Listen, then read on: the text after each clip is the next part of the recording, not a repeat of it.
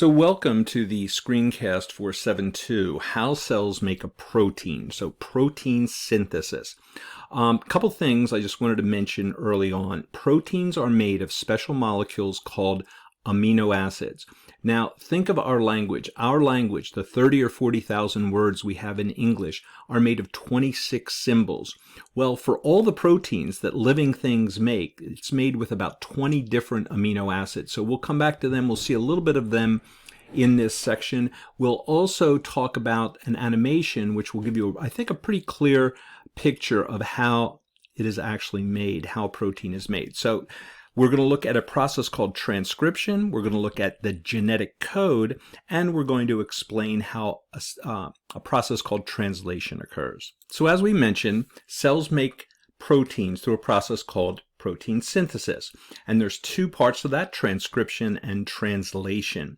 Transcription takes place in the nucleus because DNA can never leave the nucleus of the cell. And RNA, a molecule, comes in, gets the information, leaves the nucleus, takes that information from the DNA and goes out to the ribosome where the protein is made.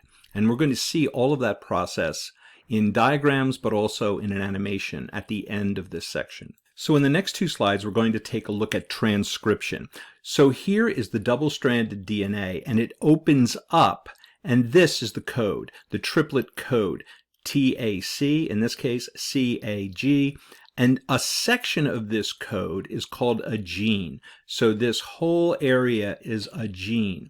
So here's the information, the DNA is opened up, and the code is going to be taken off of that by this strand of messenger RNA. Messenger RNA is going to pick up the code, the opposite of that code, from the gene and take it out. Let's take a look at another way of looking at this. So there are three parts to transcription. There's the initiation, there's the elongation, and we have the termination at the bottom there. So here's our double helix.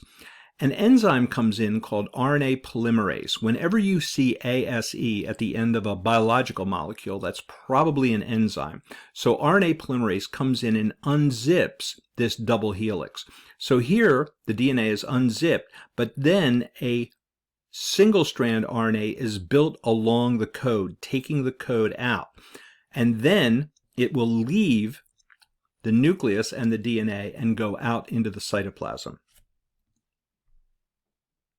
Now don't let this chart scare you, because this is actually a fairly easy chart to figure out. For example, all of these are amino acids. So the ones in yellow like valine, isoleucine, leucine, these are nonpolar amino acids. Don't worry about polar and nonpolar just yet.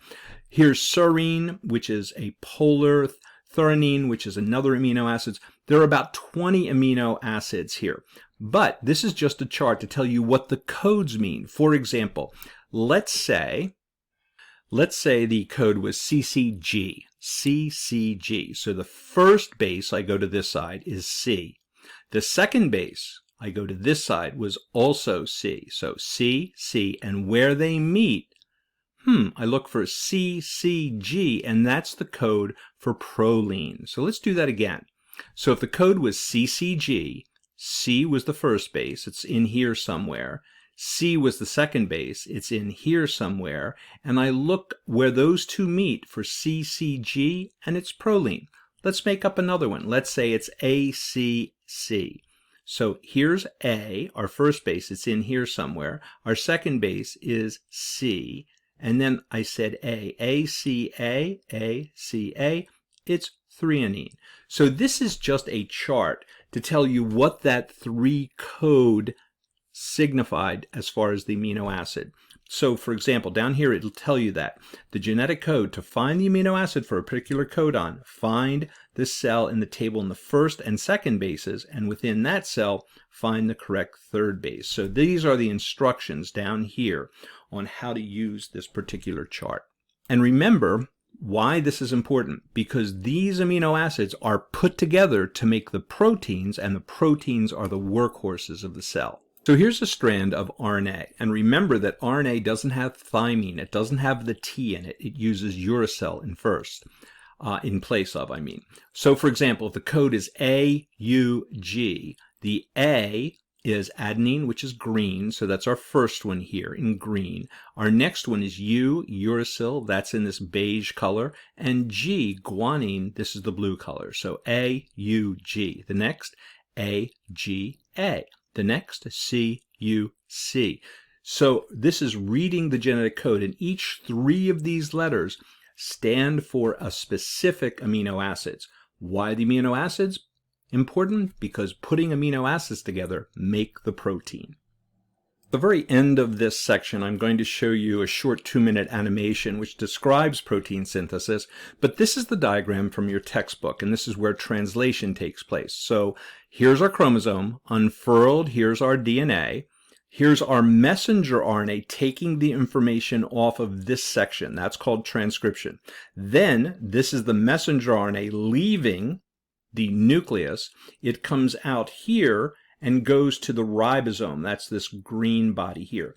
It comes on here, and these molecules called transfer RNA, which have an amino acid on them. See the transfer RNA coming in here? It sits next to and codes to the correct one, so it puts the amino acids in the correct sequence to form a protein. It says a growing amino acid chain. Once this chain is built, then the protein will fold in, form its functional shape. So that's really important. So this is translation. And we're going to take a look at our lesson summary before we see the animation. So let's look at this.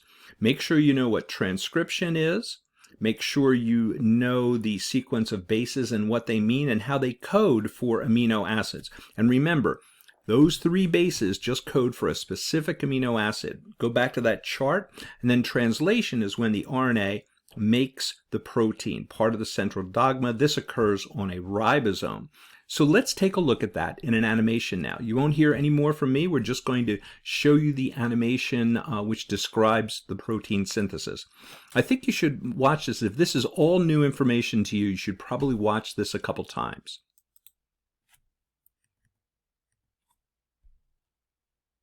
Here is a cell, the basic unit of all living tissue.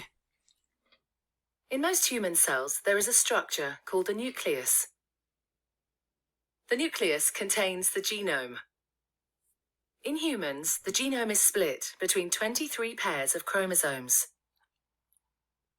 Each chromosome contains a long strand of DNA, tightly packaged around proteins called histones. Within the DNA are sections called genes. These genes contain the instructions for making proteins. When a gene is switched on, an enzyme called Rna Polymerase attaches to the start of the gene. It moves along the DNA, making a strand of messenger RNA out of free bases in the nucleus. The DNA code determines the order in which the free bases are added to the messenger RNA. This process is called transcription.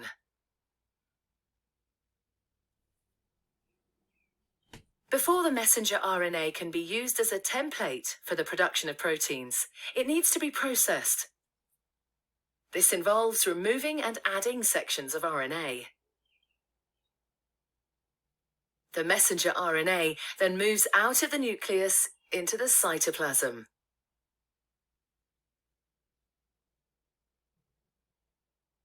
Protein factories in the cytoplasm, called ribosomes, bind to the messenger RNA. The ribosome reads the code in the messenger RNA to produce a chain made up of amino acids. There are 20 different types of amino acid. Transfer RNA molecules carry the amino acids to the ribosome. The messenger RNA is read 3 bases at a time. As each triplet is read, a transfer RNA delivers the corresponding amino acid. This is added to a growing chain of amino acids. Once the last amino acid has been added, the chain folds into a complex 3D shape to form the protein.